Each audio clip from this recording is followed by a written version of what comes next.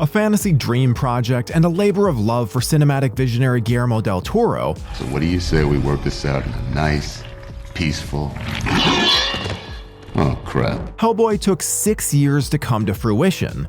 As many know, the movie adapts Mike Mignola's popular comic book and takes most of its story cues from Hellboy's debut issue, Seeds of Destruction. But did you know that a couple future Avengers were almost cast? One actor had a heck of a time shooting on their 43rd birthday, and a famous television star wanted to go uncredited out of respect for his co-star? Thanks to Del Toro and Mignola being in total creative lockstep and perfectly seeing eye to eye on the casting, the character's mythology, world-building tableau, darkly comedic tone, and light cartoonish violence, Hellboy has ascended to become a bona fide cinematic franchise made in a time when comic book movies were a dirty word. From the casting phase and studio resistance to the grueling makeup process, creature designs, and cinematic franchise that it spawned, it's time to pour a shot of booze for its lasting legacy and find out once and for all what the fuck happened to Guillermo del Toro's Hellboy.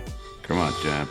Let's go fight some monsters. Guillermo del Toro became involved with Hellboy when he began pouring through the comics while he was making Mimic in 1997. Del Toro maintains that Mimic was such a difficult and unpleasant shoot that the only saving grace that got him through that rough patch was reading Hellboy comics. An absolute dream project for Guillermo, the director always envisioned Ron Perlman to play the title role and never wavered. Remember, Del Toro and Perlman previously collaborated on Kronos and Blade 2. However, no studio would approve Perlman as the lead and grant Del Toro the budget to make the Hellboy movie that he wanted. As if fate was written in the stars, when Del Toro and Mignola met for the first time to discuss the project, each expressed who they wanted to play Hellboy. At the same time, both of them uttered the name Ron Perlman. Once the duo agreed on Perlman, the two envisioned Hellboy as a Ray Harryhausen-style movie, where the action unfolds on a wide proscenium and features minimal camera movement. Harryhausen, the master of stop-motion animation, was recruited by Del Toro to speak with Hellboy's animators, but he declined, citing that modern-day film had become too graphically violent. That wasn't the only rejection. Nearly every Hollywood studio turned Hellboy down based on its undesirable title, Perlman's attachment, and the general stigma that superhero movies had garnered in the late 90s. When Del Toro met with producers early on, they wanted to bastardize Hellboy's physiological origins. One idea was to have the character start as a human being who morphs into Hellboy once he becomes enraged, a la the Hulk. Another silly suggestion was to have Hellboy be a human from hell throughout. Wisely, Del Toro rejected these ideas and stuck to Mignola's source material. Following the success of Blade 2, Del Toro received several offers to direct his next movie. He turned down the chance to direct Blade Trinity, Alien vs. Predator, as well as Harry Potter and the Prisoner of Azkaban. Instead, Del Toro chose to make Hellboy as his fifth feature film. And little did he know that it would take 6 years from inception to completion. Before Del Toro was named director, Peter Hyams, David S. Goyer, and Jean-Pierre Jeunet were considered. Regarding the writing phase, Hellboy primarily follows Mignola's inaugural comic book story, Seeds of Destruction. However, the movie also incorporates elements from the subsequent Hellboy comics, Right Hand of Doom and Box Full of Evil, with passing references made to pancakes and the corpse. While penning the script, Del Toro dove into research about Nazi occultism and combined historical facts with the overarching lore of H.P. Lovecraft's Cthulhu mythos to create a new origin story for the titular demon. The opening even features the famous Lovecraft quote, "De vermis mysteris," and Samael, played by Brian Steele, is visually reminiscent of the creatures in Cthulhu. The occult magic featured in the original Hellboy script entailed the opening portal being outfitted with rails made of pentagrams, inverted stars, and other satanic iconography, which Del Toro stated was meant to give the characters interrelated origins. According to Del Toro, Hellboy is all about choosing the right path, and that a labyrinth, it is said, is not a place to be lost, but a place to find yourself.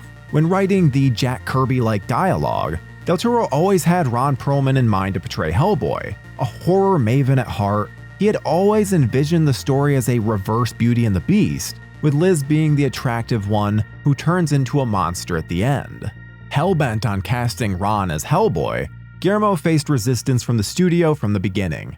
Revolution Studios and Dark Horse Entertainment wanted a bigger and more bankable star to play the lead. When the project was brought to Universal Pictures, the studio suggested Vin Diesel to portray Hellboy and/or Abe Sapien. Jeremy Renner was also tapped for the title role at one point, but declined the part when he read the script and said, "I don't get this." Although Del Toro fought tooth and nail to cast Perlman, one of the biggest casting coups in the film was that of Doug Jones, who indelibly plays Abe Sapien. Before delving into the grueling process that Jones went through to give his unforgettable performance, it must be stated that it's actually David Hyde Pierce that voices the role of Abe Sapien. But out of respect for Doug Jones' vivid performance and physical embodiment of the character, Pierce requested to go uncredited and declined doing press for the movie, allowing Jones to shine. However, in a bit of positive news, Jones did voice Abe Sapien when reprising the role in Hellboy 2: The Golden Army. Have a beer.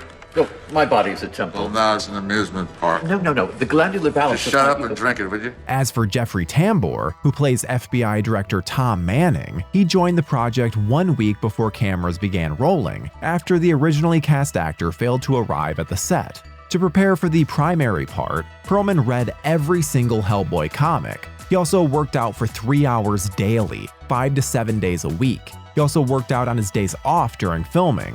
Perlman's hulking physique likely helped him recuperate from a broken rib that he sustained while filming the subway scenes featured in the movie's second act. Once the makeup and effects teams were assembled, one of the first considerations was to change Hellboy's trademark stone right to his left hand to free up the lead actor's dominant hand. Further proving that only Perlman could play the part, no changes were necessary when the crew realized that Perlman was left-handed and had no problem keeping a stony right hand.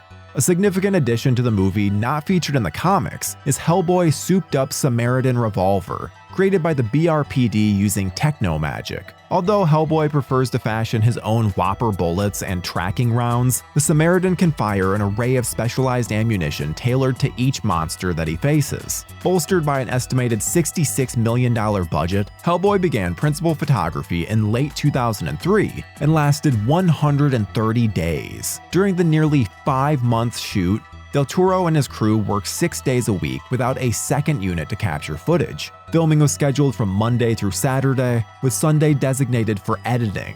Del Toro insists that Hellboy could have been filmed as early as 1998, but that Hollywood had soured on comic book and superhero movies and could not find studio support. Of course, it's all comic book and superhero movies in Hollywood these days, with little room or risk for daring originality. Shot on location in Prague, the Czech Republic, and in Barrandov Studios, Hellboy was filmed entirely abroad. The Trondheim Abbey in Scotland, seen at the start of the film, was filmed in Prague during one of the coldest Aprils ever recorded. The exterior of the BPRD set in Newark, New Jersey, was filmed outside a genuine Prague mausoleum, where real-life Russian officials are buried. As for Rasputin's mausoleum seen at the end of the movie, it was filmed on a set built at Barrandov Studios, with the National Monument at Vitkov Hill in Prague used for the interiors. The surrounding cemetery was filmed in Olszany Cemetery, the largest boneyard in Prague. To film his scenes, Doug Jones required anywhere from 5 to 7 hours to apply his makeup as Abe Sapien,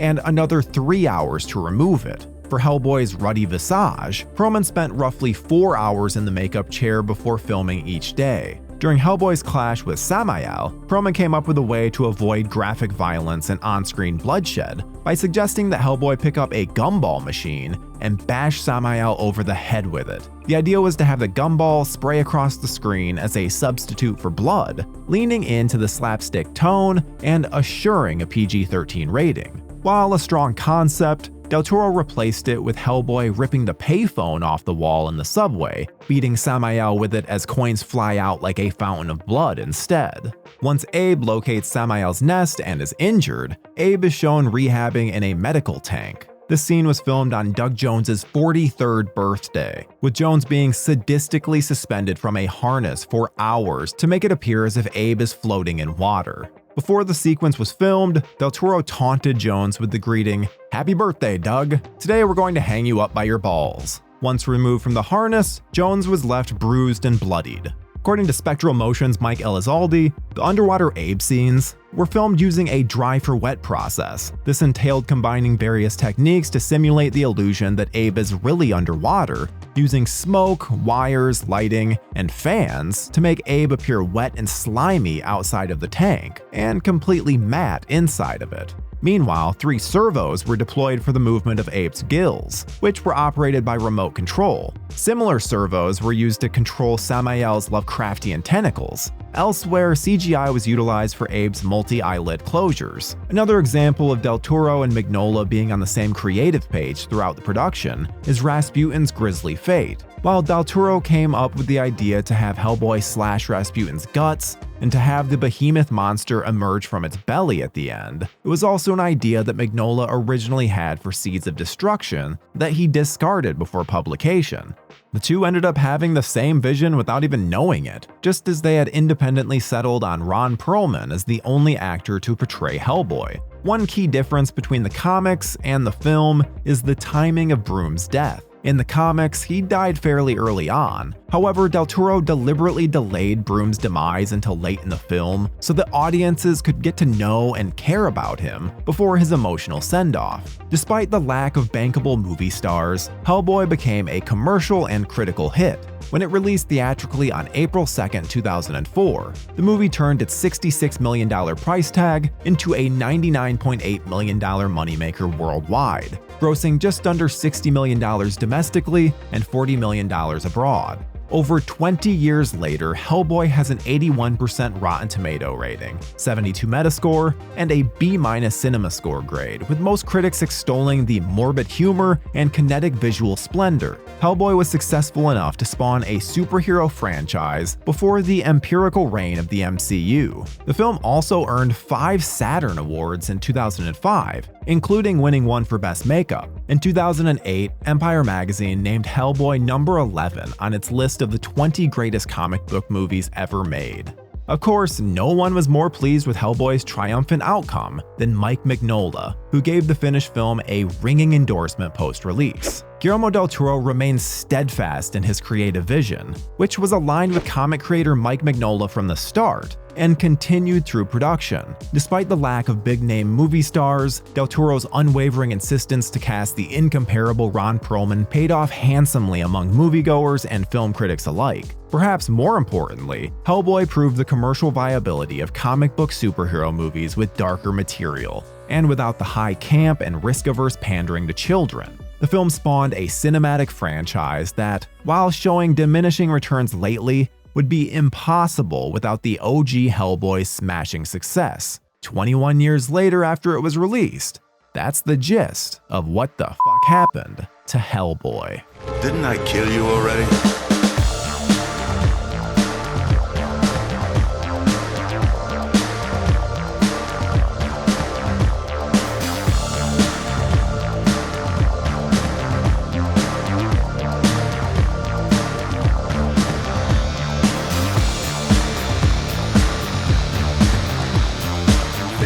Clicking on our video, everybody. If you like what you saw here, please make sure you like the video and subscribe and share with your friends who like this sort of content. JoBlo was created by movie fans for movie fans, and we appreciate your support.